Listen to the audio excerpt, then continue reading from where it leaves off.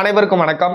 தங்கத்திற்கு நிகராக பெட்ரோல் டீசலை பிரதமர் மோடி ஒப்பிட்டு பேசியிருப்பது நாட்டு மக்களுக்கிடையே ஒரு பேரதிர்ச்சியை ஏற்படுத்தி இருக்கிறது. பிரதமர் மோடி அவர்களின் இந்த பேச்சு மக்களை அச்சுறுத்தும் பேச்சு என்றும் இது ஒரு எச்சரிக்கை பேச்சு கிடையாது, மோடி அரசின் தோல்விக்கான பேச்சு என்று எதிர்க்கட்சி தலைவர் ராகுல் காந்தி விமர்சித்திருக்கிறார். இது குறித்து மக்கள் அச்சப்படுகிறார்கள். மீண்டும் ஊரடங்கு என்ற உத்தரவு வந்துவிடுமோ என்று மக்கள் அச்சப்படுகிறார்கள். அதனைத் தொடர்ந்து சென்னையில் இன்று பெட்ரோல் டீசல் விலை லிட்டருக்கு ₹3.41 உயர்ந்திருக்கிறது. இந்த வார இறுதிக்குள் பெட்ரோல் டீசலின் விலை ₹15 வரை உயரக்கூடும் என்பது மக்களுக்கிடையே மிகப்பெரிய அச்சத்தை ஏற்படுத்தி இருக்கிறது. இது எல்லாம் குறித்து தான் இந்த வீடியோவில் பார்க்க போகிறோம். பிரதமர் மோடி அவர்களுடைய முக்கிய 7 அறிவிப்புகள் என்ன, அதனை ராகுல் காந்தி எவ்வாறு விமர்சிக்கிறார், உண்மையில் மீண்டும் ஊரடங்கு அமல்படுத்தப்படுமா என்பது குறித்து வீடியோக்குள்ள போய் தெளிவாக விவாதிக்கலாம். வாங்க வீடியோக்குள்ள போலாம். நான் உங்கள் வீட்டு பிள்ளை ரிப்போர்ட்டர் பிரேம்குமார். பிரதமர் மோடி அவர்கள் குறிப்பிட்ட அந்த 7 முக்கிய அம்சங்களை பற்றி பார்க்கலாம். அந்த 7 அறிவிப்புகளில் அவர் முதன்மையாக குறிப்பிட்டிருப்பது, உங்கள் கல்யாண செலவாகவே இருந்தாலும் அதனை தங்கம் வாங்க பயன்படுத்தாதீர்கள் என்று பிரதமர் மோடி பேசியிருக்கிறார். தங்கத்தை வாங்குவதை மக்கள் அடுத்த 1 வருடத்திற்கு தவிர்க்க வேண்டும் என்று பேசியிருக்கிறார். கடந்த 4 நாட்களுக்கு முன்பாக முதலாவதாக பிரதமர் மோடி குறிப்பிட்டது, தங்கம் வாங்குவதை மக்கள் நிறுத்த வேண்டும்.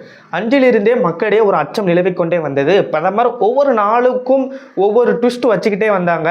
அடுத்த டேயே என்னுடைய பாதுகாப்பு வாகனங்களில் எலக்ட்ரானிக் வாகனங்களை சேருங்க, பாதுகாப்பு வாகனங்களை வரக்கூடியதை பாதுகாப்புக்கு மீறி தேவையற்ற வரும் வாகனங்களை நிப்பாட்டுங்கன்னு சொல்லி தன் அணிவகுப்புக்கு வர்ற 50% வாகனங்களை பிரதமர் மோடி குறைச்சிட்டாங்க. இதனைத் தொடர்ந்து அவர் வெறும் 2 கார்களில் டெல்லியில் பயணித்த வீடியோ வைரல் ஆகிட்டு இருக்கு. அதைத் தொடர்ந்து உள்துறை அமைச்சர் அமித்ஷா அவரும் தன்னுடைய பாதுகாப்பிற்கு பயன்படுத்தப்படும் வாகனங்கள் எண்ணிக்கை குறைச்சிருக்காரு. டெல்லி முதலமைச்சரும் தனக்கு பாதுகாப்பு வாகனங்களையும் குறைச்சி தன் பயணிக்கும் வாகனத்தையே எலக்ட்ரானிக் வாகனமாக மாற்றியிருக்காங்க.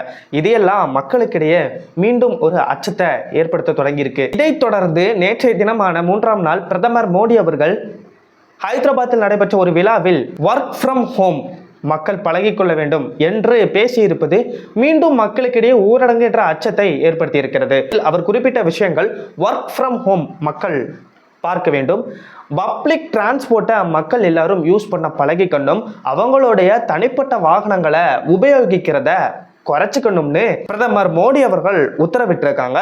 நாட்டு மக்களுக்கு ஒரு உரையை நிகழ்த்தியிருக்காங்க. கோல்டு, உங்கள் நிச்சயதார்த்தமாக இருந்தாலும் சரி, கல்யாணமாக இருந்தாலும் சரி, 1 வருடத்திற்கு தங்கம் வாங்குவதை மக்கள் தள்ளி போட வேண்டும் என்று பிரதமர் நாட்டு மக்களுக்கு வலியுறுத்தியிருக்கிறார். அதே போல வெளிநாட்டு பயணங்களை மக்கள் குறைக்க வேண்டும்னு, உள்நாட்டில் இருக்கக்கூடிய மெட்ரோ திட்டங்களை பயன்படுத்த வேண்டும்னு, பப்ளிக் டிரான்ஸ்போர்ட் அதாவது அரசு பயன்படுத்தக்கூடிய பேருந்துகளாக இருக்கலாம், மெட்ரோ ரயிலாக இருக்கலாம், இதை மாதிரி டிரான்ஸ்போர்ட்டுகளை போக்குவரத்துக்காக மக்கள் பயன்படுத்தணும்னு பிரதமர் வலியுறுத்தியிருக்காரு. தனிப்பட்ட வாகனங்களை எடுத்து சொல்றது மூலமா பெட்ரோல் செலவு தான் ஆகும், அதனை மிச்சப்படுத்தலாம்னு சிக்கன அரசியலை பிரதமர் மோடி நேற்றைய தினம் முன்மொழிஞ்சிருக்காரு. அதே போல அவர் தன்னுடைய கான்வாய் வாகனங்களையும் 50% குறைச்சி அதுலேயும் எலக்ட்ரானிக் வெஹிக்கிள்ஸை இம்போர்ட் பண்ணுங்க அப்படின்னு சொல்லியிருக்காரு. ஆனா அது புதுதா வாங்கப்படுறதா இருக்கக்கூடாது, ஏற்கனவே இருக்கும் வாகனங்களையே பயன்படுத்துங்க, வீண் செலவு பண்ணாதீங்கன்னு பிரதமர் மோடியே பேசியிருக்கிறது நாட்டு மக்களுக்கிடையே மிகப்பெரிய அச்சத்தை ஏற்படுத்தி நேற்றைய தினம் அந்த விளைவாக சென்னையில் இன்று பெட்ரோல் டீசல் விலை $3.41 உயர்ந்து மக்களுக்கு விநியோகிக்கப்பட்டு வருகிறது. இதனால் ஒரு மாதத்திற்கு முன்பாக எங்க பெட்ரோல்லாம் காலியாயிருமோன்னு சொல்லி ரூமர்ஸ் பரவுச்சு. அந்த ரூமர்ஸை நம்பி சென்னையில் பல இடங்களில் வாகன ஓட்டிகள் இரவோடு இரவாக வாகனத்தை எடுத்துக்கொண்டு பெட்ரோல் நிரப்புவதற்காக வந்தாங்க. அதே மாதிரி தான் இப்போ வந்துருவாங்களோன்னு ஒரு அச்சமும் ஏற்பட்டிருக்கு. அந்த வரிசையில் இந்த வார இறுதிக்குள்ளேயே பெட்ரோல் டீசலின் விலை $15 உயரக்கூடும் என்று எதிர்பார்க்கப்படுகிறது. ஓகேங்க, இந்த மொத்த அறிவிப்பிற்கும் என்ன காரணமாக இருக்கும்? ஒன்று, அமெரிக்கா இஸ்ரேல் சேர்ந்து ஈரானை அட்டாக் பண்ணிட்டு இருக்காங்க. இந்தியாவுடைய 85% கச்சா பொருட்கள் எங்கிருந்து வாங்கப்படுதுன்னா வெளியில இருந்து தான் வாங்கப்படுது. டாலர்ல இருந்து தான் பண மதிப்பு கொடுத்து வாங்கப்படுது. டாலருடைய பண மதிப்பும் உயர்ந்துகிட்டே வருது. அதே சமயத்தில் அந்த ஹர்முஸ் ஜலசந்தியை ஈரான் பயன்படுத்துறதுக்கு ஒப்பு கொள்ளலை. அனைத்து நாடுகளையும் பயன்படுத்துறதுக்கு ஒப்புக்கொள்ளலனாலும் இந்தியாவுடைய கப்பல்கள் பாதுகாப்பாக வருதுன்னு நம்ம அசால்ட்டாக இருக்க முடியாது.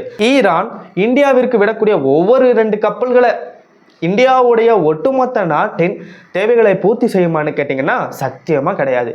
போர் எப்போ முடியுதோ அப்பந்தான் இந்தியாவுடைய தேவைகள் பூர்த்தி அடையும். அப்போதான் வெளிநாட்டுகள்ல இருந்து இறக்குமதி பண்ண முடியும். அந்த ஒற்றை குறிக்கோளோட தான் பிரதமர் மோடி இவ்வளவு பெரிய அறிவிப்புகளை வெளியிட்டிருக்காரு. அப்போ பிரேம்குமார், உண்மையிலேயே நம்ம நாட்டில் என்னதான் நடந்துகிட்டு இருக்கு? எங்கேயோ நடந்த போர் எங்கேயோ அரசியலில் சுற்றி இப்போ நம்ம வீட்டு அடுப்பாங்கரையில் வந்து நின்றுருக்கு அப்படின்னா அது உண்மை. சமையல் எரிவாயுக்கும் சில வழிமுறைகள் வகுக்கப்பட்டிருக்கு. எண்ணெயை அள்ளி ஊத்தாம கடுகு போல கிள்ளி ஊத்துங்கன்னு சொல்லியிருக்காங்க. ஏன்னா அதையும் நான் சொல்கிறேன், பல நேரங்களில் இப்போ இந்தியாவில் தட்டுப்பாடு நிலவ போகுதா, கச்சா எண்ணெய் இல்லையா, சமையல் எரிவாயு ஏற்கனவே தட்டுப்பாட்டில் ஓடிட்டு இருக்கிற மாதிரி இருக்குது. வணிக பயன்பாட்டிற்கு பயன்படுத்தக்கூடிய சிலிண்டர்கள் ஏற்கனவே தட்டுப்பாடு ஆகி போச்சு. பெட்ரோல் டீசலும் தட்டுப்பாடு ஆக போகிற நிலைமைக்கு ஆயிடுச்சு. நம்ம சமையலுக்கு பயன்படுத்தக்கூடிய சமையல் எண்ணெயும் தட்டுப்பாடு ஏற்படுமா பிரேம்குமார் என்ற கேள்வியை நீங்கள் என்கிட்ட வச்சிங்கன்னா நான் சொல்கிறது, தட்டுப்பாடு என்ற நிலை வருவதற்கான வாய்ப்புகள் இருக்கு. ஆனால் முன்னெச்சரிக்கை நடவடிக்கைகளாக பிரதமர் சொல்கிறத கடைப்பிடிச்சோம்னா கொஞ்சம் தவிர்க்கலாமோ அப்படிங்கிறது என் மைண்ட்லேயும் இருக்குது. ஏன்னா இப்போதைக்கு இந்தியாவில் என்ன இருக்குங்கிறத ஓப்பனாக சொல்லிடுறேன் உங்கள்கிட்ட. 45 நாட்களுக்கு தேவையான சமையல் எண்ணெய் பேக்கப் இருக்குது. 60 நாட்களுக்கு தேவையான கச்சா எண்ணெய் பேக்கப்பும் இருக்குது. ஆனால் இது விரைவில் தீரும் பட்சத்தில், ஏன்னா ரூமர்ஸ் பரவ ஆரம்பிச்சிடுச்சு. மக்கள் என்ன பண்ணுவாங்க, இப்போ வண்டியை தூக்கிட்டு போய் ஃபில் டேங்க் அடித்து கொண்டு வந்து வீட்டில் விட்டுருவாங்க. அப்படிங்கும்போது அது விரைவாக தீர்வதற்கான வாய்ப்புகள் அதிகமாக இருக்குது. அதே சமயத்தில் ரஷ்யாட்ட இருந்தோ ஈரான்கிட்ட இருந்தோ பொருட்களை வாங்க முடியாது. ஐக்கிய அரபு அமீரகம், கத்தார் அவங்க தான் முதன்மையை உற்பத்தி செஞ்சு நம்மள்கிட்ட கொடுக்குறாங்க. அவங்கள்ட்ட வாங்க முடியாதுங்கிற பட்சத்தில் ஆஸ்திரேலியா அப்படி போகும்போது இவங்கள்ட்ட வாங்குற 50% கூட நம்மளுக்கு முழுமையாக வந்து சேராது. அதுதான் நிதர்சனமான உண்மை. ஆக அமெரிக்கா, இஸ்ரேல், ஈரான் போர் எப்போ முடியுதோ அப்போ தான் இந்தியா மீண்டும் பழைய நிலைமைக்கு திரும்பும். எங்கேயோ நடக்கிற போர் நான் எதுக்கு நியூஸில் பார்க்கணும்? எதுக்கு நம்ம நாட்டில் நடக்கிறதே நியூஸ் சேனல் பரப்ப மாட்டுறாங்க? எங்கேயோ நடக்கிறது எதுக்கு பரப்புறாங்க? எங்கேயோ நடக்கிறது எதுக்கு பிரேம்குமார் பேச? இதுக்கு தான் காரணம். எங்கேயோ நடந்தாலும் நம்ம ஒவ்வொரு அசைவையும் நோட் பண்ணணும். இதெல்லாம் ஒரு பக்கம் இருக்க, எதிர்க்கட்சி தலைவராக இருக்கக்கூடிய ராகுல் காந்தி பிரதமர் மோடி நாட்டு மக்களை பயன்படுத்துறாரு. தன்னுடைய அரசு ஒழுங்காக நடத்த தெரியாமல் தன் நாட்டு மக்களுக்கு சர்வாதிகார ஆட்சியை கொடுக்க பார்க்கிறாரு.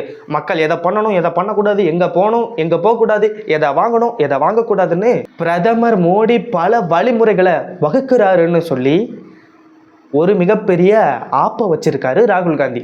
குறிப்பாக இது நாட்டு மக்கள் செய்யக்கூடிய தியாகம்.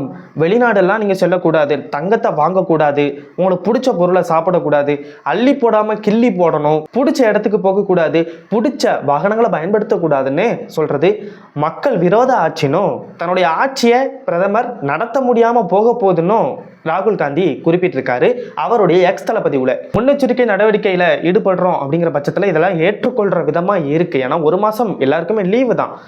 பள்ளி குழந்தைகள் பள்ளிக்கு போகிறது அந்த செலவெல்லாம் கொஞ்சம் கம்மியாகத்தான் போகிறது கோடைகால விடுமுறை காரணமாக. அப்படிங்கும்போது மக்களும் கொஞ்சம் சிக்கனமாக இருந்துச்சுன்னா இருக்கிற பேக்கப்பை கிட்டத்தட்ட 2 மாதத்திற்கு 3 மாதத்திற்கு கொண்டு போயிடலாம். ஏற்கனவே 1.5 மாதத்துக்கு இருக்குது, அதை கொஞ்சம் 15 நாள் ஒரு 20 நாளைக்கு எக்ஸ்டெண்ட் பண்ணி நம்ம வச்சுக்கலாம்.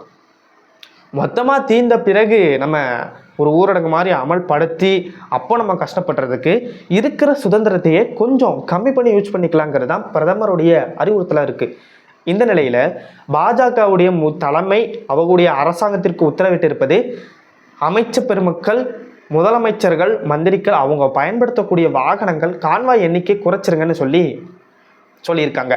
ஆனால் ஒரு மாநிலத்தில் 200 கார்கள் அணிவகுப்போடு தனக்கு பதவி கிடைச்சிடுச்சுன்னு ஆவணத்தில் ஒரு பாஜக நிர்வாகி 200 கார்களில் ஊர்வலமாக சென்றது கட்சி நிர்வாகத்தால் கவனிக்கப்பட்டும் இணையவாசிகளால் பேசப்பட்டும் வருகிறது. இதுதான் சாக்குன்னு எதிர்கட்சிகள் இந்த வீடியோவை ரீஷேர் பண்ணிக்கிட்டும் வராங்க. மக்களை பிரதமர் மோடி இந்த முக்கிய அறிவிப்புகள் எல்லாம் கொடுத்துருக்காங்க. இதுக்கான முக்கிய காரணம் வளைகுடா நாடுகளில் நிலவக்கூடிய போராக தான் பார்க்கப்படுகிறது. இந்த போர் இன்னைக்கு முடிவு என்ற நிலைக்கு வருகிறதோ, முடிவு என்ற நிலைக்கு வர வேண்டும் என்றால் அமெரிக்கா ஒரு ஸ்டெப் பேக் அடிக்கணும். அவங்களுடைய நிலைப்பாட்டில் ஸ்ட்ராங்காக இருக்காங்க. ஈரான்கிட்ட அணு ஆயுதம் இருக்கக்கூடாது. அப்படி இருந்துச்சுன்னா எங்கள் நாட்டுக்கும் உலக நாடுகளுக்கும் பாதிப்பு. உலக நாடுகள் உலக அணு ஆயுத தடுப்பு சட்டத்தின் கீழ் சட்டம் இருக்கு. அந்த சட்டத்தை மீறி அளவுக்கு அதிகமாக அணு ஆயுதங்களை தயாரிக்கிறது ஈரான் என்ற குற்றச்சாட்டை அமெரிக்கா வச்சு நீங்க உங்கள்கிட்ட அணு ஆயுதம் இருக்கக்கூடாதுன்னு அமெரிக்கா சொல்லிட்டு இருக்காங்க. ஆனா எங்களை மாதிரி சிறிய நாடுகளுக்கு ஒன்லி அந்த அணு ஆயுதம் தான், நியூக்ளியர் தான் ஒரே பாதுகாப்புன்னு ஈரான் நாங்கள் அதை தயாரிப்போம்னு சொல்லி பதிலடியும் கொடுத்துட்டு இருக்காங்க. 2 பெரிய நாடுகள், சர்வதேச நாடுகள் ஒன்று சேர்ந்து தாக்கும்போது கூட ஈரான் அவங்களுடைய நிலைப்பாட்டில் ஸ்ட்ராங்காக இருந்து அவங்களும் பதில் தாக்குதல் கொடுத்துட்டு வராங்க. ஹார்மோஸ் ஜலசந்தியை முழுமையாக பயன்படுத்துறதுக்கு பல நாடுகள் பயப்படுறாங்க. ஏன்னா ஈரான் துவம்சம் பண்ணிடுறாங்க. அந்த பகுதிக்குள் வரக்கூடிய கப்பல்கள் யாருடைய இருந்தாலும் பரவாயில்ல, அனுமதி இல்லாமல் வந்துச்சுன்னா தகர்த்திடுறாங்க ஈரான். ஸோ அது அந்த ஹார்மோஸ் ஜலசந்தி ஒரு சுதந்திர பாதையாக என்று மாறுகிறதோ அன்று நாட்டினுடைய நிலை பழைய போல் திரும்பும். இந்த கடைபிடிப்புகள் எல்லாம் கட்டாயம் கடைபிடிச்சு ஆகணும்னு கிடையாது. ஆனால் கடைபிடிச்சா இருக்கிற பேக்கப்பை ஒரு 2 மாதத்துக்கு 3 மாதத்துக்கு கொஞ்சம் எக்ஸ்டெண்ட் பண்ணிக்கலாங்கிறது தான் பிரதமர் மோடியோடைய முக்கிய நோக்கமாக இருக்குது. ஆனாலும் கூட பிரதமர் மோடியின் இந்த அறிவிப்பு நாட்டு மக்களை மிகவும் வருத்தமடையக்கூடிய செய்தியாகவும் அச்சமடையக்கூடிய செய்தியாகவும் தான் நாட்டு மக்களுக்கிடையே பரவி இருக்கு. இது ஒரு எச்சரிக்கை செய்தியாக மட்டும்தான் மக்கள் எடுத்துக்கணுங்கிறத இந்த வீடியோவில் சொல்லிக்கொண்டு வீடியோ முடிச்சுக்கிறேன். இந்தியாவிலையும் தமிழ்நாட்டிலையும் நடக்கிற நிறைய விஷயங்கள் பற்றி உங்களுக்கு தெரியலன்னு வருத்தப்பட்டு இருக்கீங்களா? Don't worry guys, Premkumar sir subscribe பண்ணி வச்சுக்கோங்க. நான் உங்களை அடுத்த வீடியோவில் சந்திக்கிறேன். Tata bye by.